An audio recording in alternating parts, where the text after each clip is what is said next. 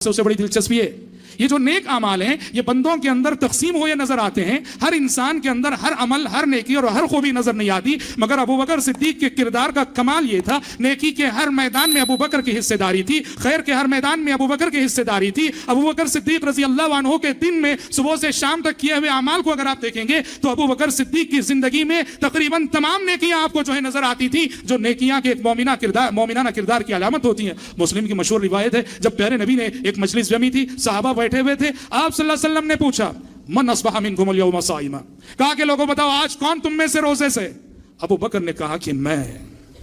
आपने दूसरा सवाल किया कि आपने कहा कि आज तुम में से किसने किसी गरीब और मिस्कीन को खाना खिलाया? अबू बकर ने कहा कि मैं। प्यारे नबी ने कहा कि बताओ आज तुम में से किसने किसी मरीज और बीमार की इयादत की है?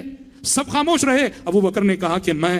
प्यारे नबी ने कहा बताओ तुम में से कौन है जो आज किसी जनाजे के साथ चला हो? सब खामोश थे। अबू बकर ने कहा कि मैं। प्यारे नबी ने कहा जिस शख्स की एक दिन में ये 4 अमाल जमा हो जाए उस शख्स को जन्नत में जाने से कोई चीज नहीं रोक सकती। रज़ी अल्लाहु अन्हु अर्ज़ा। यही वजह है मेरे भाइयों, जन्नत के 8 दरवाजे हैं, जन्नत के 8 दरवाजे हैं। एक दरवाजा है बाबू सला, जो जिनका दिल नमाज से ज्यादा लगता है वो बाबू सलाह से जन्नत में जाएंगे।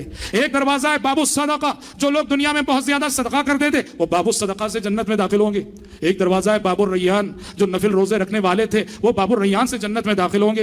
एक दरवाजा है बाबुल जिहाद, जो मुजाहिदीन है वो बाबुल जिहाद से जन्नत में दाखिल होंगे। प्यारे नबी ने जब ये हदीस बयान फरमाई, अबू बकर सिद्दीक ने पूछा था अल्लाह के नबी कोई खुशनसीब ऐसा भी है कि जिसे जन्नत के 8 दरवाजों से दाखिला नसीब होगा? तो प्यारे नबी ने कहा कि अबू बकर वो खुशनसीब तुम ही हो, वो खुशनसीब तुम ही हो। जन्नत के 8 दरवाजों से तुम्हें पुकारा जाएगा, जन्नत के 8 दरवाजों से तुम्हें आवाज दी जाएगी। क्यों? अबू बकर की जिंदगी में नमाज भी थी, अबू बकर की जिंदगी में रोजा भी था, अबू बकर की जिंदगी में सदका भी था, अबू बकर की जिंदगी में जिहाद भी था, अबू बकर की जिंदगी में सारे अमाल खैर थे, और वो भी इन तमाम अमाल और इबादतों के आला दर्जे पे पहुंचे हुए थे। इसीलिए अबू बकर का शुमार उन खुशनसीब उम्मतियों में होता है जिन्हें जन्नत के 8 दरवाजों से आवाज दी जाएगी।